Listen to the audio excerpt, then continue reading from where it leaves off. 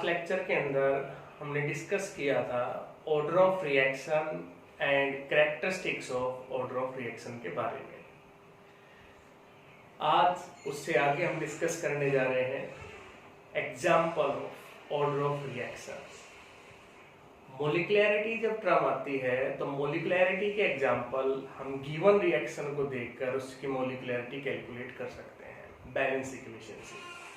Order of reaction में क्या है कि उसके एग्जाम्पल्स को हमें लर्न करना पड़ेगा कि जीरो ऑर्डर का कौन सा है, फर्स्ट ऑर्डर कौन सा है, सेकंड ऑर्डर कौन सा है।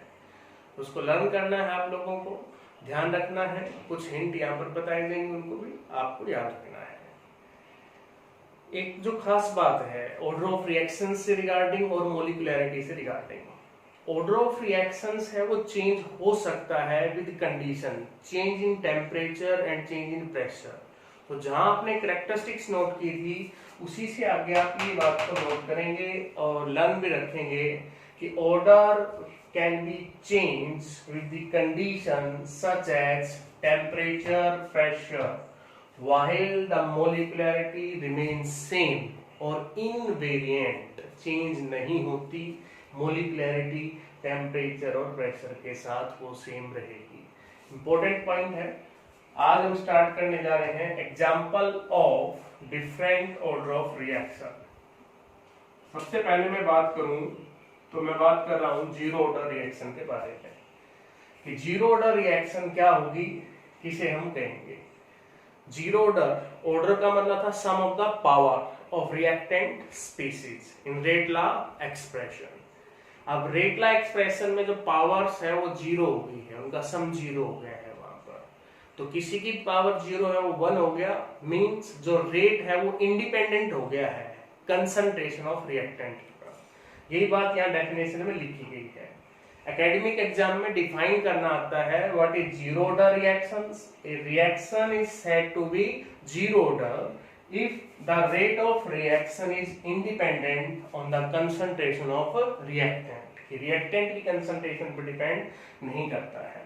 Consider a zero order reaction, reactant A change into product. Rate law आपको पिछले जो लेक्चर में काम हो चुका है वो काम आपको आना चाहिए कि आपको रेट लॉ एक्सप्रेशन लिखना आना चाहिए। अब यहाँ पर आपको बताया जा रहा है कि this reaction is zero order in respect of reactant A. तो it's rate law expression rate is equal to K concentration of A की पावर जीरो। इसके रिस्पेक्ट में ऑर्डर कितना ले रहे हैं हम, जीरो ले रहे हैं। अगर इसी को फर्स्ट ऑर्डर कहते हैं तो यहाँ पावर 1 आ जाती है। इसी को अगर अपन सेकंड ऑर्डर कहते हैं तो पावर 2 आ जाती है। यहाँ पर एग्जाम्पल आपको लर्न करने हैं, याद रखने हैं। Formation of HCl gas in presence of sunlight, it is an example of zero order reaction and also example of photochemical reaction. कि फोटोकेमिकल रिएक्शन का भी एग्जाम्पल है और जीरो ऑर्डर रिएक्शन का भी एग्जाम्पल है। ये दो एग्जाम्पल है, these are very important example. काफी बार आता है इन पर जब मोलिकुलैरिटी टर्म पढ़ेंगे तो मोलिकुलैरिटी और ऑर्डर ऑफ रिएक्शन दोनों चीजें इनके अंदर पूछी जाती है। Decomposition of any gaseous substance in presence of metal catalyst. कि मेटल कैटालिस्ट के प्रेजेंस में डिकम्पोजिशन है, it follow zero order reaction. तो जीरो ऑर्डर रिएक्शन को फॉलो करता है। डिकम्पोजिशन ऑफ HI यहां देखना है, यहां मेटल की प्रेजेंस में, गोल्ड की प्रेजेंस में डिकम्पोजिशन हो रही है। अमोनिया है, इसकी डिकम्पोजिशन हो रही है मोलिबेडनम, टंगस्टन एंड प्लेटिनम। ये कैटालिस्ट अलग अलग टेम्परेचर पर यूज होते हैं। प्लेटिनम अलग टेम्परेचर पर यूज होता है, ये दोनों अलग टेम्परेचर पर यूज होते हैं। इस बात को भी याद रखना है, जो पॉइंट हमने स्टार्टिंग में बताया वीडियो में कि ऑर्डर ऑफ रिएक्शन टेम्परेचर पर डिपेंड करता है। तो ये तो बात होगी जीरो ऑर्डर के एग्जांपल्स की। जीरो ऑर्डर रिएक्शन क्या होगी और इसके एग्जांपल क्या होंगे। अब हम बात करते हैं नेक्स्ट फर्स्ट ऑर्डर रिएक्शन के बारे में। ठीक है, सेकंड जो हमारे पास है वो है फर्स्ट ऑर्डर रिएक्शन। तो फर्स्ट ऑर्डर की रिएक्शन क्या होगी और उसके एग्जांपल। उनकी हम बात करेंगे। तो फर्स्ट ऑर्डर ऑफ रिएक्शन के अंदर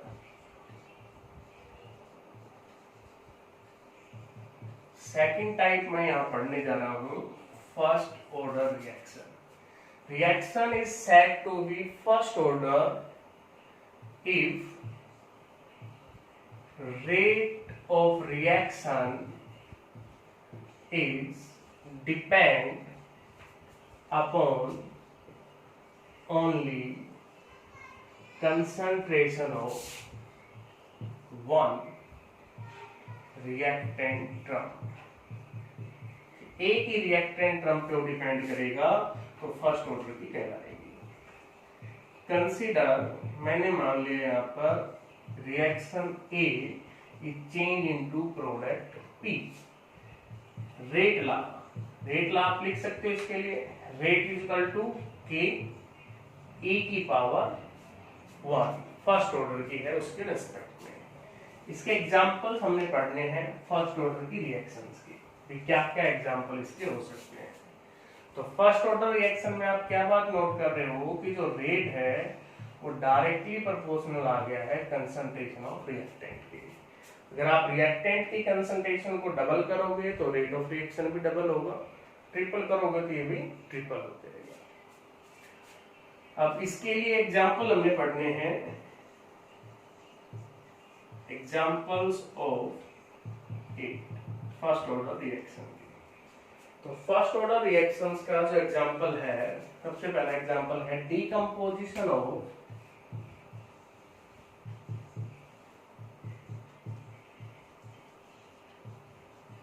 H2O2 hydrogen peroxide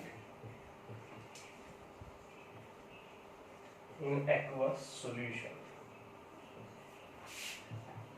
H2O2 decompose होता है H2O के अंदर, हाफ O2 के अंदर। नेक्स्ट एग्जांपल की मैं बात करूं तो नेक्स्ट एग्जांपल है हाइड्रोलिसिस ऑफ, बड़ा इंपॉर्टेंट एग्जांपल है ये, हाइड्रोलिसिस ऑफ इथाइल एसीटेट या मिथाइल एसीटेट, इथाइल और methyl acetate in presence of mineral acid. Mineral acids की प्रेजेंस में, ये बात जरूर याद रखना। अगर यही हाइड्रोलिसिस अगर आपकी अल्कली की प्रेजेंस में हो जाती है, it is second order reaction. First order presence of acid, ethyl acetate या methyl acetate CH3CO C2H5 hydrolysis react with water in presence of mineral acids, it give carboxylic acids and alcohol. So this is example of first order reaction. Next example first order reaction के अंदर decomposition of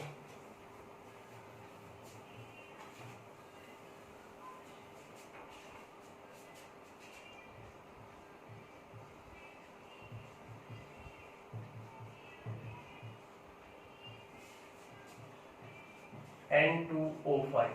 N2O5 की decomposition भी first order की reaction का example है। 4NO2 plus O2। Similarly decomposition of azoisopropane, azoisopropane भी इसी का एग्जांपल है डिकम्पोजिशन। एजियो ग्रुप ऑर्गेनिक के अंदर N डबल बॉन्ड N, ये ग्रुप कहलाता है। आइसोप्रोपेन है, ये था आपके पास।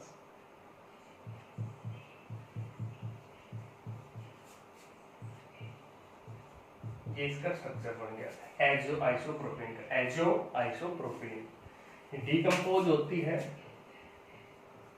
N2 यहां से निकल जाएगा, CH3CH ये आपस में जुड़ जाएंगे और N2 आपके पास निकल गया। फर्स्ट ऑर्डर रिएक्शन का एग्जांपल है। इसी तरीके से नेक्स्ट एग्जांपल हो जाएगा इसके अंदर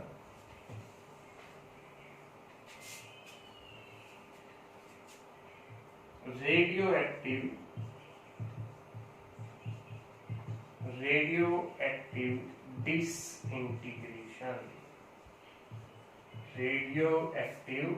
डिसइंटीग्रेशन, नेक्स्ट इसका एग्जाम्पल अपने पास हो जाएगा रेडियो एक्टिव डिसइंटीग्रेशन या रेडियो एक्टिव डीके।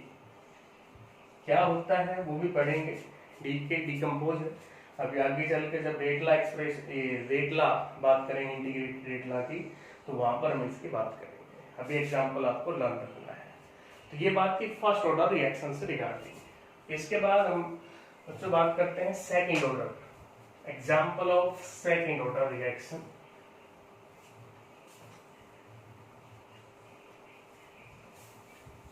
बात करें सेकंड ऑर्डर रिएक्शन से रिगार्डिंग। सेकंड ऑर्डर रिएक्शंस क्या होंगे अपने पास? If reactions rate is depend upon two concentration term of reactant, दो रिएक्टेंट की कंसंट्रेशन पर डिपेंड करेगा, टू कंसंट्रेशन पर डिपेंड करे, वो आपके पास सेकंड ऑर्डर की रिएक्शन कहलाएगी। इसको हम दो तरीके से कंसीडर कर सकते हैं, दो अलग अलग रिएक्टेंट लेकर या सेम रिएक्टेंट लेकर, उसकी कंसंट्रेशन हम दो लेते हैं कोएफिशिएंट्स को लेकर। तो रेट A प्लस बी हमने माना पहला केस, दो अलग अलग रिएक्टेंट लिए, change into product, rate is equal to this. या सेकंड केस जो बन सकता है कि सेम रिएक्टेंट हो, एक ही रिएक्टेंट हो, उसकी कंसंट्रेशन हम लेके चल रहे हैं 2A change into product. Rate law हमने ये लिख दिया क्योंकि हम सेकंड ऑर्डर को मान के चल रहे हैं, ना कि यहाँ कोएफिशिएंट के अकॉर्डिंग चल रहे हैं, हम उसको मान के चल रहे हैं। तो रेट एक्सप्रेशन अपने पास ये आ गया। इसके बाद मेन चीज क्या है? एग्जाम्पल। कि एग्जाम्पल क्या होंगे सेकंड ऑर्डर रिएक्शन के? ये एग्जाम्पल पीछे फर्स्ट ऑर्डर में भी हमने लिखा कि hydrolysis of ethyl acetate by या in presence of mineral acid, first order की एग्जाम्पल है। अगर वही रिएक्शन हम अल्कली की प्रेजेंस में ले लेंगे तो सेकंड ऑर्डर का एग्जाम्पल हो जाएगा। इसके बाद है decomposition of NO2 into NO and O2, कि NO2 की डीकम्पोजिशन है नाइट्रिक ऑक्साइड्स के अंदर और ऑक्सीजन के अंदर, वो इसी का एग्जांपल हो जाएगी। Next example formation of HI, पीछे आपने क्या पढ़ा? Decomposition of HI in gold metal surface की प्रेजेंस के अंदर, वो जीरो ऑर्डर में था, यहाँ फॉर्मेशन आपके पास सेकंड ऑर्डर के अंदर आ गया। तो सेकंड ऑर्डर रिएक्शंस के ये एग्जांपल थे, आपको इनको लिखना है। इसके बाद हम बात कर रहे हैं थर्ड ऑर्डर की रिएक्शंस के बारे में, कि थर्ड ऑर्डर की रिएक्शंस क्या होगी। और फिर जो आज का इंपॉर्टेंट टॉपिक है, आज इंपॉर्टेंट क्या पढ़ने जा रहे हैं, पीछे जब कैरेक्टरिस्टिक्स पढ़ी हमने तो उसमें हमने फोर्थ ऑर्डर रिएक्शंस की बात की थी। फोर्थ ऑर्डर की रिएक्शंस आर वेरी रेयर, बहुत ही कम होती थी। क्यों होती थी उनका भी जिक्र हमने किया था कि कोलिजन थ्योरी के बिहाफ पर। तो आज वीडियो के लास्ट में हम लेक्चर के लास्ट के अंदर फोर्थ ऑर्डर की रिएक्शंस के एग्जांपल्स पढ़ेंगे, उनसे रिगार्डिंग है। तो अभी बात कर लेते हैं थर्ड ऑर्डर की रिएक्शन के बारे में। तो थर्ड ऑर्डर की रिएक्शन किसे कहेंगे या क्या होगी? Third order reaction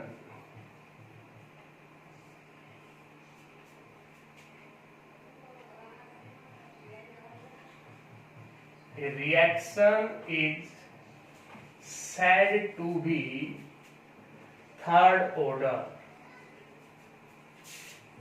if concentration, if rate of reaction is depend upon concentration of three reactant term only। इसमें भी बेटा वैसे केस बन सकता है, हमने कंसीडर कर ली reaction A reactant B plus reactant C is change into product. Rate law लिखना है, लिख सकते हो rate is equal to K concentration of A B to concentration of C। दूसरा केस कैसे बना सकते हो? कि रिएक्टेंट सेम ले लें हम और उसको हम प्रोडक्ट के अंदर चेंज करते हैं। तो इसके लिए रेट ला क्या लिखा जाएगा, रेट इज इक्वल टू के और ए की पावर 3, ये आपके पास आ गया। तो थर्ड ऑर्डर रिएक्शन में भी जो रेट एक्सप्रेशन है वो डायरेक्टली प्रोपोर्शनल होता है कंसंट्रेशंस के, बट रेट किस तरीके से इंक्रीज होगा इन रिस्पेक्ट ऑफ कंसंट्रेशन, उसका क्यूब कर देंगे। If a reaction is third order in respect of reactant A and we increase the concentration of reactant A is 2 times, what is the rate of reaction? तो concentration of A को आपने 2 time बढ़ा दिया, पहले मान लीजिए small a थी या x थी, अब आपने उसको 2a कर दिया तो उसका क्यूब हो जाएगा, तो 8 बाहर आ जाएगा। तो पहले वाले के रेस्पेक्ट में जो रेट ऑफ रिएक्शन है वो 8 टाइम बढ़ गया। डायरेक्टली प्रोपोर्शनल फर्स्ट ऑर्डर में भी है, सेकंड में भी है, थर्ड में भी है। फर्स्ट में सिर्फ इतना था कि जितना आप कंसंट्रेशन रिएक्टेंट की बढ़ाओगे उतनी ही रेट की बढ़ जाएगी, सेकंड में स्क्वायर के रिस्पेक्ट में और यहाँ क्यूब के रिस्पेक्ट में। अब बात कर लेते हैं एग्जांपल्स की।